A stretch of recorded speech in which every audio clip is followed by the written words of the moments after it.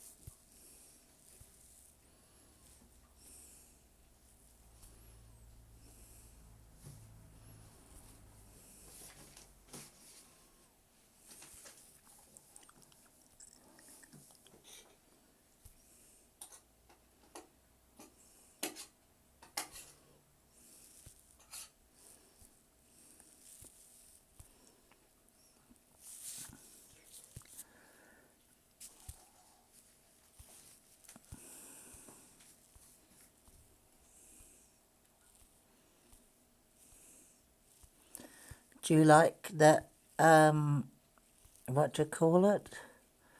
The bolognese? It's nice.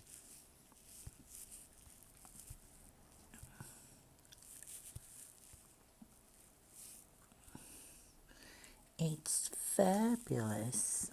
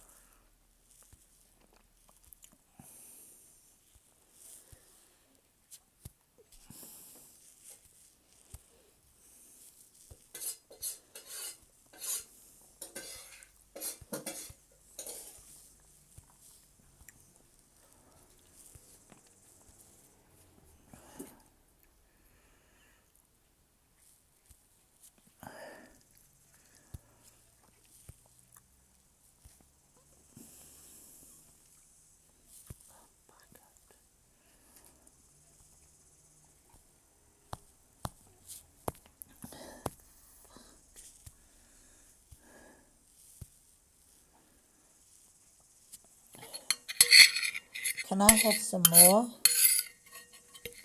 Well, I'm going to give you some to take back. You think you've had, you don't think you've had enough.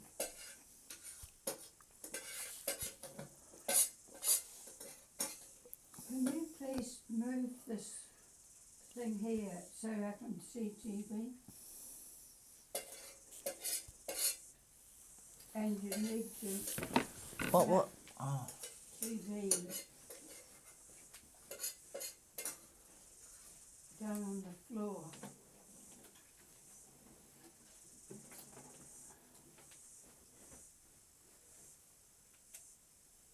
Thank you.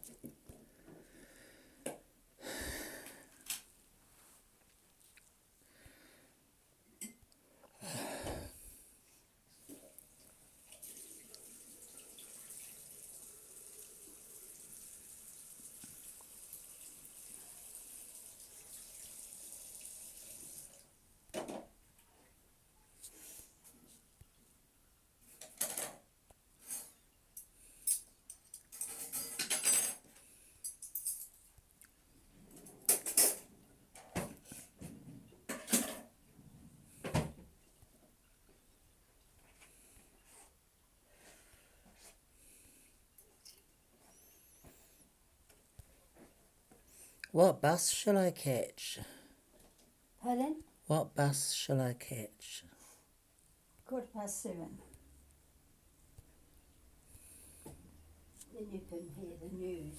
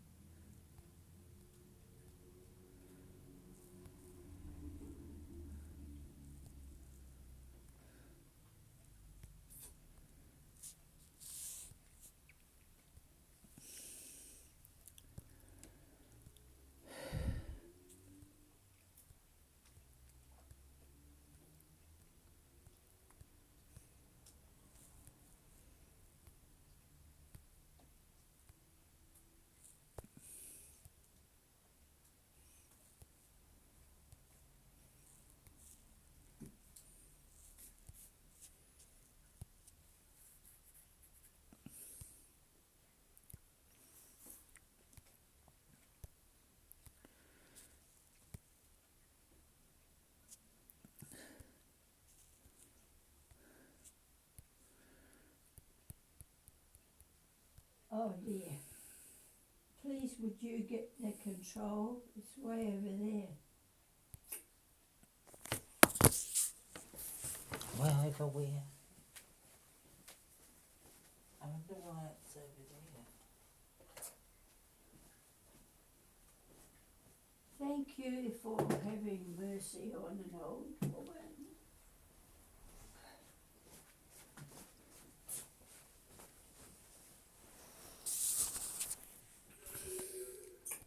Oh, Yes. I can't believe that is. The question now is,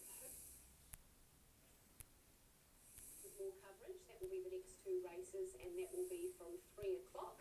We also have highlights of today's races after, I don't know what it's after, because it's not the late news tonight, but it'll be late Later about on tonight. 10:30. Later on tonight. Races 5 and 6 on Wednesday. It's still, look, Ineos is still in this. They It's are. believed.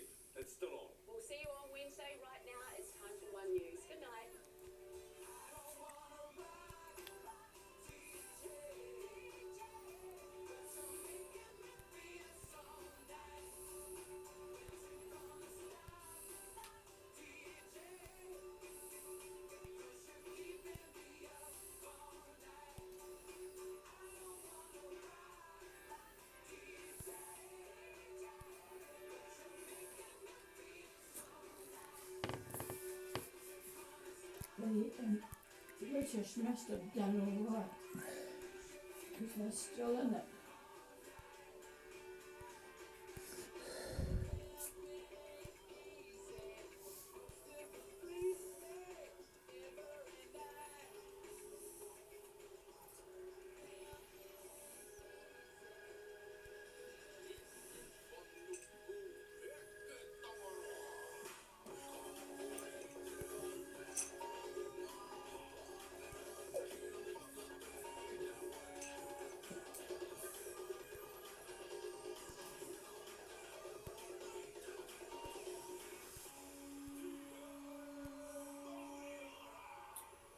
Today's America's Cup Racing is brought to you by North Sales.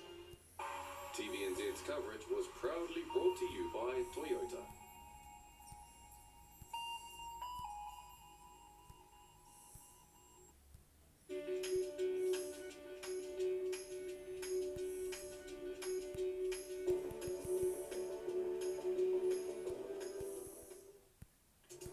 Tonight on One News, 3 new community cases confirmed. So we need to stay vigilant and be prepared, and we need to respond quickly, as we are doing now. A warning for people attending big events in Auckland as Jacinda Ardern rushes to Wellington for an emergency briefing. And second time lucky for Donald Trump, found not guilty of inciting a violent attack on the US Capitol. Where to now for the former president?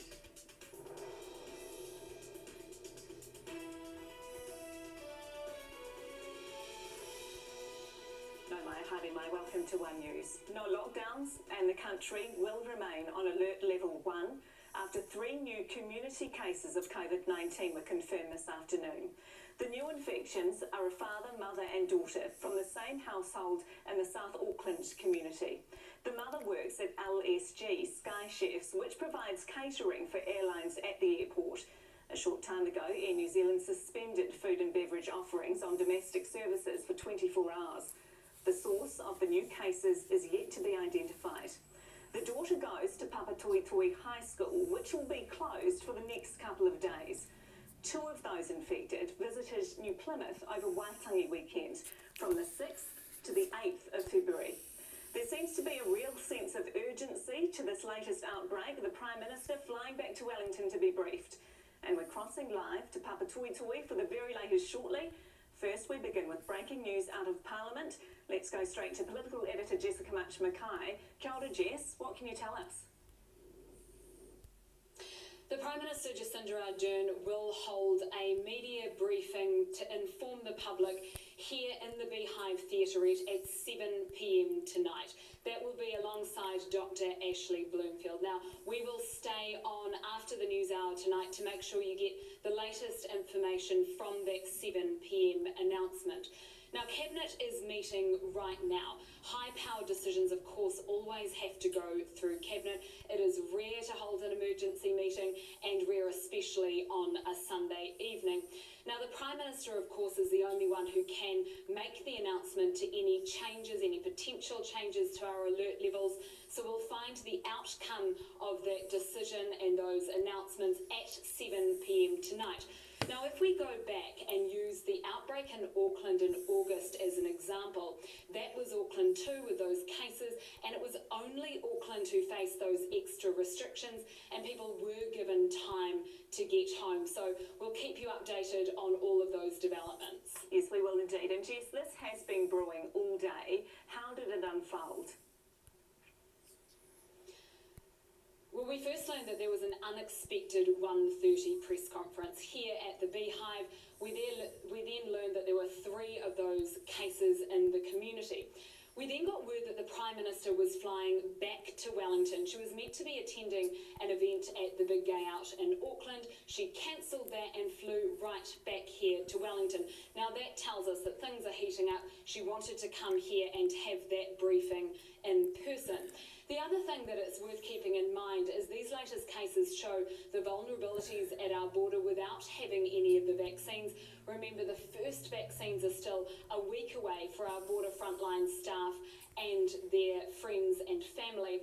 So we'll keep you updated in case anything comes up in the next hour or so, but of course stay tuned for that announcement announcement at 7 p.m. with Jacinda Ardern and Dr. Ashley Bloomfield. Ngā mihi ihoa, thanks Jess, and we will talk to you again shortly. The latest cases are causing concerns and uncertainty in our biggest city. As Nicole Brenner reports, the news broke as thousands attended huge events across Auckland. Auckland's the city of crowds this weekend, huge numbers turning out for America's Cup racing and the Big Gay Out. The annual celebration getting the green light to continue this afternoon, despite 3 new community COVID cases in Auckland.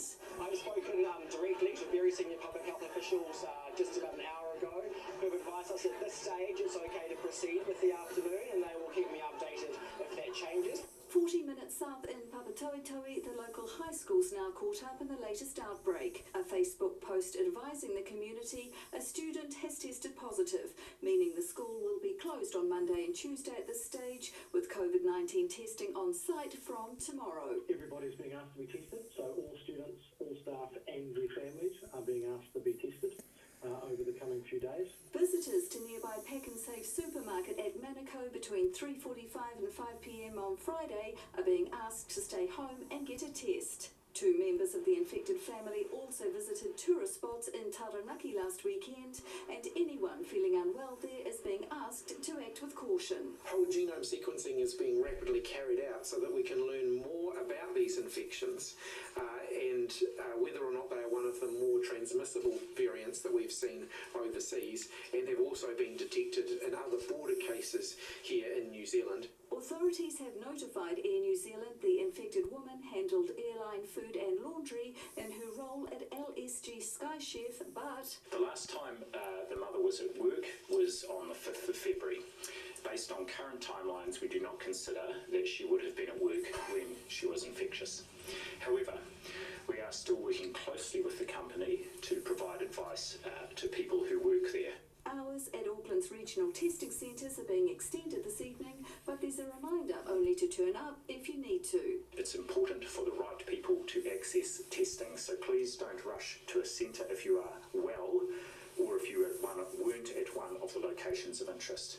There is likely to be high demand, and it's important that those who need to be tested are the ones who we test first over the coming days. And good news for Papatoetoe High School students, online lessons will be up and running tomorrow. It's our turn to do the best we can do. A bumpy start to a school year that's barely begun.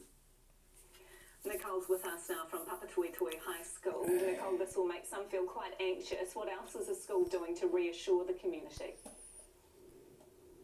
Well, the school's really tackling this head on. The principal and all the staff had a Zoom meeting this afternoon. They have got their online learning up and going. That will be accessible for students tomorrow. As you heard from the principal, they really just want to get on and try to tackle this as best they can without disrupting too many people. Try to keep it as normal as possible if you like. District Health Board staff are on site. They are erecting a tent here and setting up to enable community testing here. The principal expects a lot of students and families will come here tomorrow, but he's also heard from staff who have already this afternoon made their way to local testing stations where they're living. So the school really does appear to be leading from the front. The staff are certainly on board. The school's isolated 50 students who they say are close contacts and 5 staff. So that's the situation here with the school. Melissa. And off the back of this, Nicole, Air New Zealand's announced a further safety measure tonight, is that right? Yes, they are not going to serve food and drinks on domestic flights for the next 24 hours. They say that they are waiting more information from the Ministry of Health. And as for international flights, they say they are providing alternative catering options. They're not spelling out what they are until more information is available. Melissa. Te mā koe, Nicole Bremner in Tamaki Makaurau, Auckland. Donald Trump is eligible to run for the American presidency again after he was cleared of inciting a mob attack on the US Capitol last month. The 100-seat Senate voted to acquit the former president 57 to 43. Democrats needed 2/3 of the vote to get a guilty verdict at Donald Trump's second impeachment trial.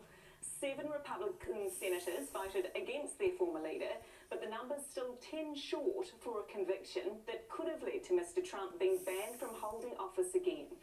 With the latest developments, here's our US correspondent, Anna Burns-Francis. After just 5 days of debate, Senators, how say you? the verdict was declared. Donald John Trump, former President of the United States, is not guilty. And for Democrats, justice was not delivered. Our reputations and our legacy will be inextricably intertwined with what we do here and with how you exercise your oath to do impartial justice. A majority of senators, including some Republicans, voted to convict former President Donald Trump of impeachment, but it wasn't enough. Ms. Murkowski, Mr. Romney. Accused of inciting the insurrection at the Capitol, the prosecution spent nearly a week laying out its damning case. Though it is difficult to bear witness and face the reality of what happened in these halls, what happens if we don't confront these facts? Security footage not seen before, and video compilations showing months of inflammatory rhetoric from the former president. It's a rigged election. It's the only way we're going to lose. No mistake, this election was stolen from you, from me. Today, they dropped a plan to call witnesses. One witness? Debate is not allowed. There was no point. They already knew they'd failed to win over enough Republicans. Instead, they watched as those across the aisle voted for acquittal, but then went on to make comments like this. President Trump is practically and morally responsible for provoking the events of the day. No question about it. The former president's defense team used just a fraction of its allocated time, allowing senators to go to a vote early. It is time to bring this unconstitutional political theater to an end. It is time to allow our nation to move forward. Just 7 Republicans crossed the floor. They needed another 10. Our Constitution and our country is more important than any one person. I voted to convict President Trump because he is guilty. Feeling vindicated, the former president immediately issued a statement calling the impeachment the greatest witch hunt in the history of the country, claiming no president has ever gone through anything like it. Today, the story is why the Republicans chose to acquit. Tomorrow, the story will be what they'll do now with Donald Trump. And Anna's back in the country for a quick visit. She's with me now. Is Donald Trump going to face any further action? Well, you've got to say that the result of today's trial was an exoneration, but it was only just an escape for him. This is not the end. Of course, for Democrats, they pursued this, even though they knew they didn't have the numbers, because they want to discredit him as much as possible. It's not just about stopping that run for another potential presidency in 2024, but there's a number of other investigations that former President Trump has to get through first. We have the criminal investigation in Washington into the acts of what happened on the Capitol that day, and that includes his involvement in that speech that we see all those clips from. There's also another investigation in Georgia, also criminal, relating to that phone call he made where he tried to coerce those state election officials into finding me more votes, fellas. And then there's another ongoing investigation in New York, and that's into his finances. Now, we heard a lot of Republican senators today say that although they were going to vote to acquit the former president, they were doing that on constitutional grounds, and they believe, like we heard Mitch McConnell on that track, they believe there could be grounds for another criminal investigation because of his behaviour and that rhetoric that we've heard so much of. The saga rolls on. It's lovely to see you here, Anna. Thanks so much. The party's entered its final hour tonight at the Big Gay Out in Auckland, where a petition's been launched to speed up legislation banning conversion therapy. The government's indicated it would do so by the end of the year, but others want plans fast-tracked. Helen Castles was there. A celebration of all the colours of the rainbow. It's nice to be out with a whole load of queers at the same time. Nice to get the kids involved. But the Green Party's raising a much more serious issue. For the Greens, we're launching a petition to ban conversion therapy. The government's indicated it will ban conversion therapy within a year, but the Greens want that to happen immediately. For people in our community, it has always been urgent. But we've had to wait for the political will to change, and I think maybe some more champions in our parliament to say, actually, no, let's get on with it. Yeah, well, normally I'm not a big fan of the Greens but I'll probably sign that one. Well, Jacinda Ardern couldn't be there in person. Oh, yes, delicious. It's going very, very well. The leader of the opposition was there and quick to criticise the lack of action. I don't understand why she hasn't done it, and I think if she was here today, you'd be able to ask her.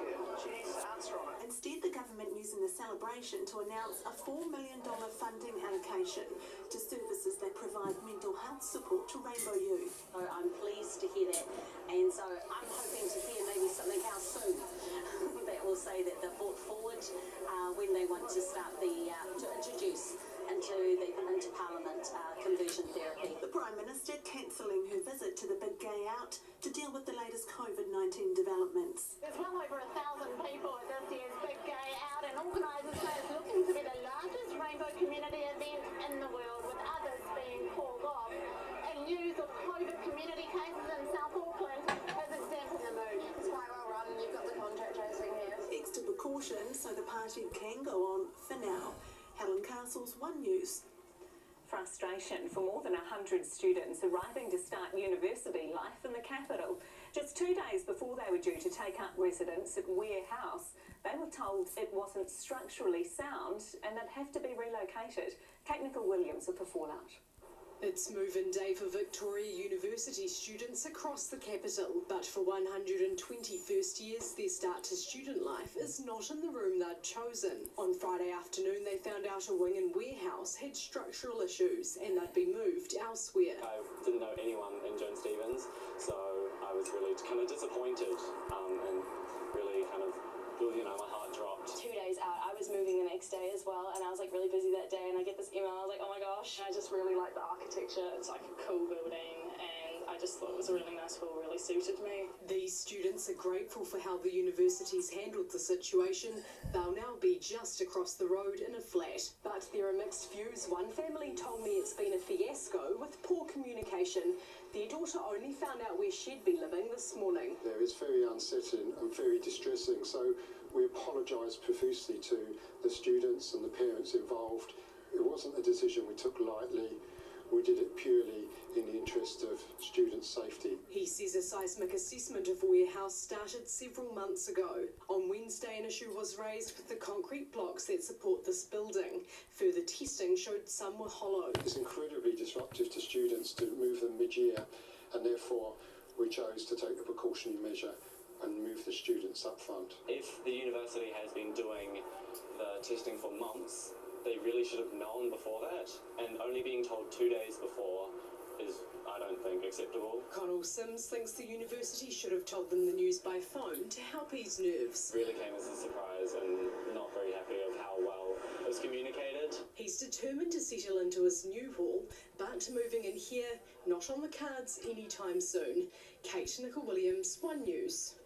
And just a reminder, we're standing by for a press conference updating the new community COVID cases. Jess, what can you tell us? Cabinet are meeting at the moment. Any changes to our alert levels would have to go through that cabinet process. We'll have the outcome of that meeting here in about 45 minutes or so. Ihari Akine also coming out, keeping love alive in lockdown, how couples in the UK are celebrating Valentine's Day at home while also helping to keep local businesses afloat. You ready? No. Let's cut to the chase. I don't know. This celebrity is out of her depth. Well, what do you think of that? We might be in level 2 or 3. Well, I hope not. In which case you could stay here.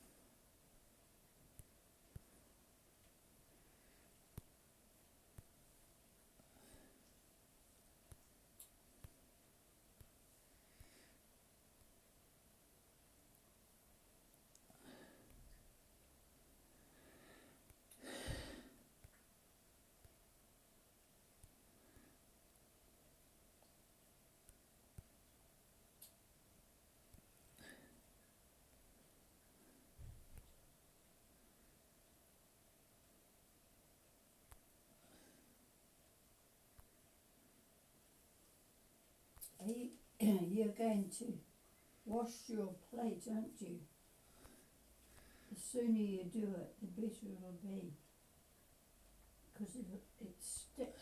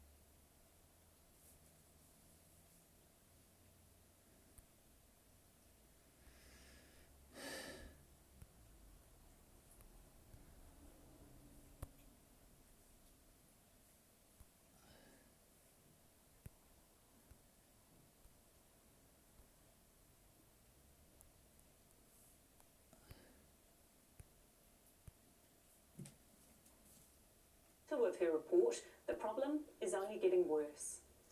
This bus is a last resort for those struggling to find a home on Waiheke Island. We have people in the units here and camper vans. The site along the Esplanade offering these people a second chance. Blessing, really.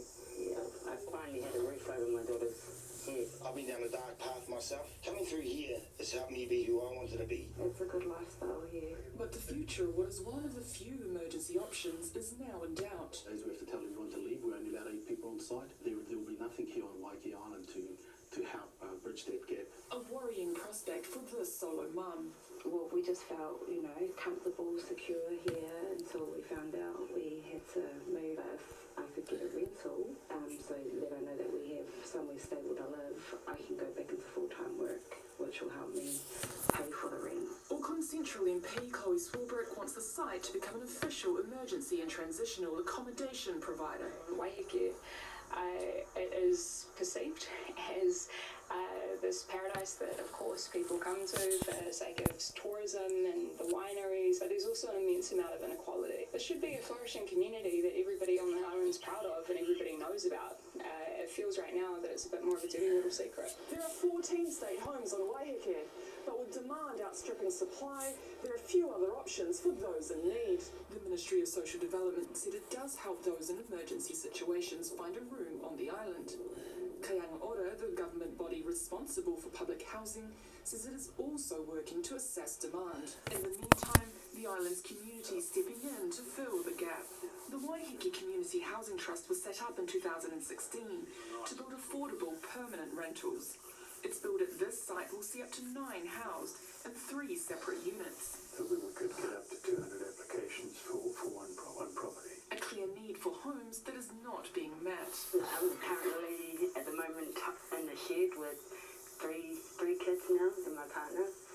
Yeah, we're homeless at the moment. But with living waters full, space and funds running dry, We just need help, and we don't know where to go to for that. a cry for help on an island rapidly running out of housing options. Corazon Miller, One News. More than 20 police officers have been injured in Thailand as pro-democracy demonstrations continue. Youth activists threw red paint at riot police protesting a law that makes it illegal to insult the country's monarchy. Hundreds also gathered at a democracy monument in Bangkok, draping it in a red cloth. At least 8 people have been arrested. Several people have been injured after a strong earthquake hit off the northeastern coast of Japan. The magnitude 7.3 quake near Fukushima caused blackouts in more than 800,000 homes and shook buildings more than 200 kilometres away in Tokyo. There was no immediate tsunami threat.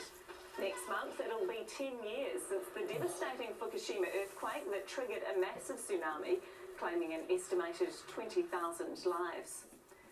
Pi'u tonu mai, stay with us. Celebrating Valentine's Day in lockdown, UK restaurants help make date nights possible at home. But if you think it's just for couples, think again. And Hamilton was our hotspot today with a top of 28 degrees. Right now you're sitting around 24. Tomorrow a wet and windy system moves in from the north. What you need to know after sport. You guys are taking a calculated risk going in today. It is still an unsafe area. The human race is incredible in its ability to recover, and Christchurch will recover from this. The power of people. We helped each other, fed each other, listened to each other, shared the griefs, shared the joys. We've survived. We can rebuild. What could happen in the future?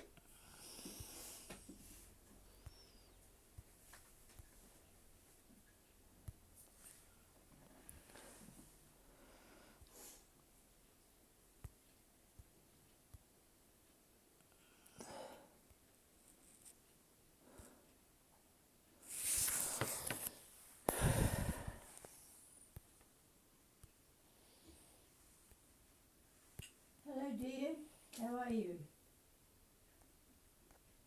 What have you been doing today?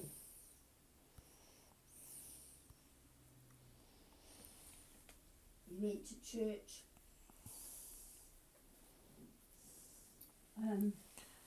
You heard the news about the COVID cases. Did you? So at 7 o'clock we might be going down into lockdown. Yeah. They're having a cabinet meeting at the moment to see whether to go into lockdown or not.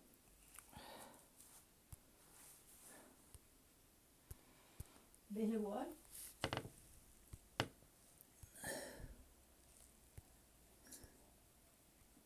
Well, it's not for a whole half an hour away. The announcement is going to be made at 7 o'clock. Well, it's only 6:30 now.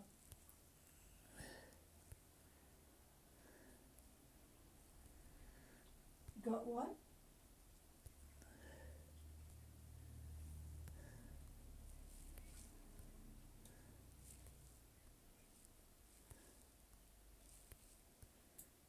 Okay. Bye.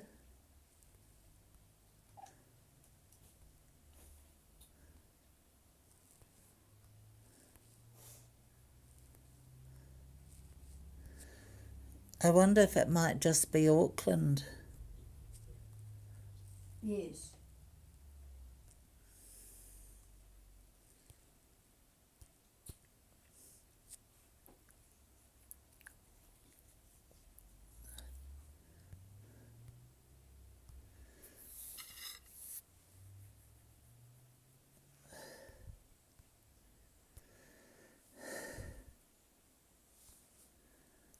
Oh dear.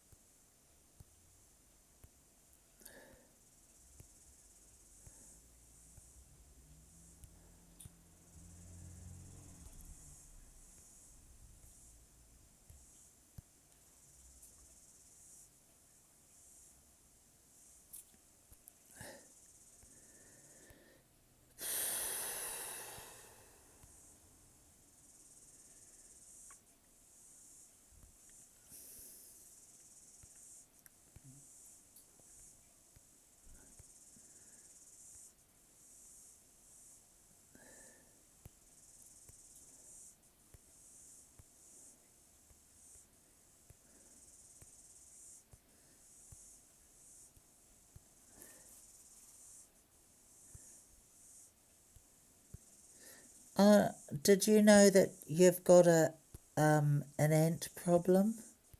Sorry? You've got an ant problem. Got a what? Ant problem. Oh, how do you know? Well, there were ants crawling all over there. Outside? No, I know they're all around the garden. I'm talking about inside. Warnings tonight, New Zealand will struggle to join the electric car revolution because of our small population. That's according to a China-based New York Times journalist who's covered the automobile industry for more than 25 years. On TVNZ's Q&A programme, Keith Bradshaw says while prices are starting to come down, New Zealand falls well behind China's lead and we need to offer more incentives. New Zealand has a challenge ahead of it in getting people to accept EVs in terms of financial support.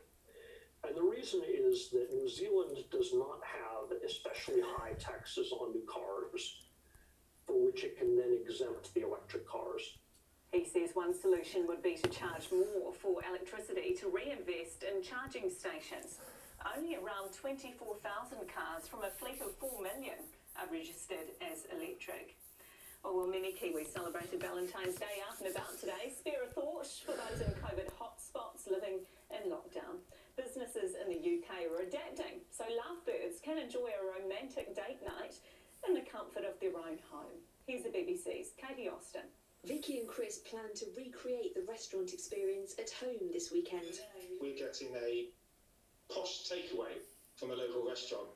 So we're having beef Wellington, macarons. Not cheap, but, you know, we're not spending any money on anything else, really. Deprived of their normal sit-in trade around February the 14th, many restaurants have now created special kits for people to finish off at home. So everything's ready-made, and then it's reheated, finishes off, and plated it. Andreas runs Michelin-starred venues in the Midlands. It's helping keeping our businesses afloat more than anything, and that's what it is. It's cash flow is a real thing at the moment. He's even planning on carrying on the service in future. When the restaurants closed, and I looked at the only people doing businesses were supermarkets, I felt a bit like a dinosaur. You know, I've become extinct. We needed to react. And if you thought Valentine's was just for couples, Ruth's local cafe is doing her a 3-course treat for one. Would I go to a restaurant on Valentine's Day on my own? No, probably not. This, meal kit at home from a restaurant is just perfect to be able to still treat yourself and still feel a bit special. The hospitality trade body says Valentine's normally provides a £500 million boost. Takeaway and delivery has been important throughout the pandemic, but it doesn't come anywhere near replacing the sales that you get in the sites. After their most challenging year ever, restaurants are relieved customers are showing some love to their attempts to diversify. Vicky and Chris can't wait for their big evening in. I might even put a dress on and some makeup on, which I haven't done in a long time. New Tonu might stay with us. We're expecting an update on the new community COVID cases announced this afternoon.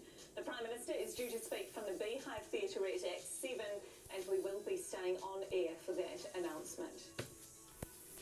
Coming up in Sport Live from a blustery viaduct beside the Luna Rossa base, we'll have all the latest from what's becoming a one-sided Prada Cup final next. Also tonight, the new Kiwi Boyo.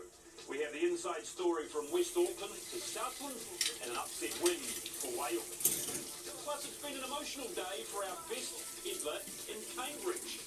And the amazing Ruth Croft does it again, this time in Tarawera. It's been a brothel, drug addicts, gang members. Why do you say it's not your problem? See you later. Certainly not, no. The war between the Golden Girls and the developer. A current affair next on 2.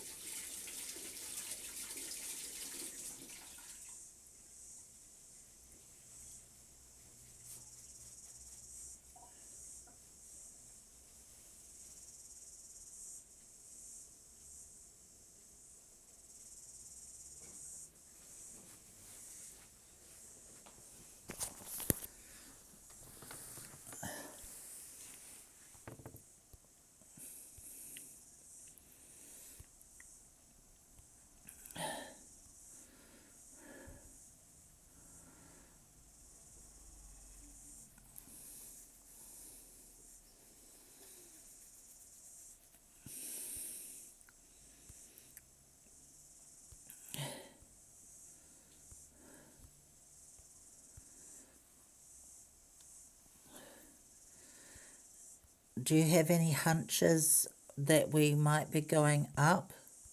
No, I don't think so. Not Wellington. We're not affected. No. I think it must be Auckland.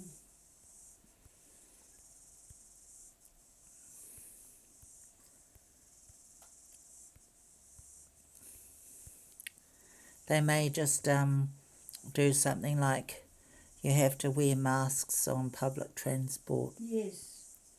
Have you got one? No, but I mean just in Auckland. Yeah.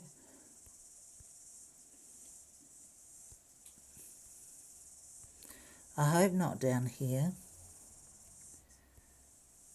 I think I do have a mask somewhere. I can give you one. But I very much doubt that it'll be at us.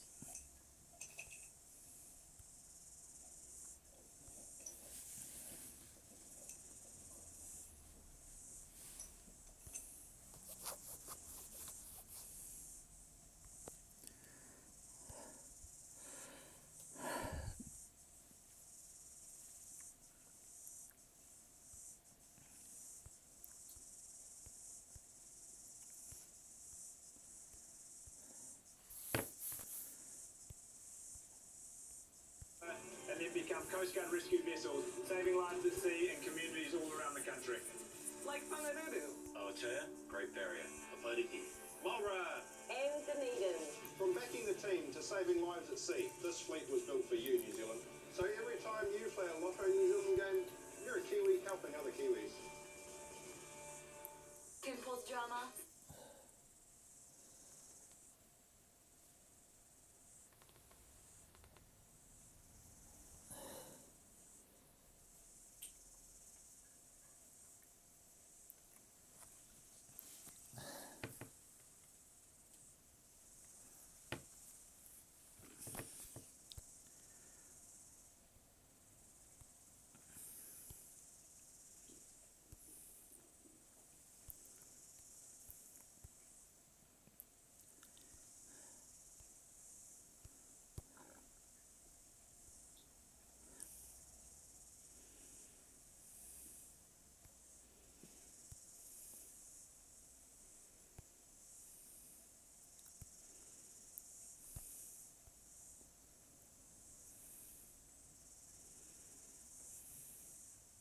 Today, Team UK were tipped to shine in heavier breeze.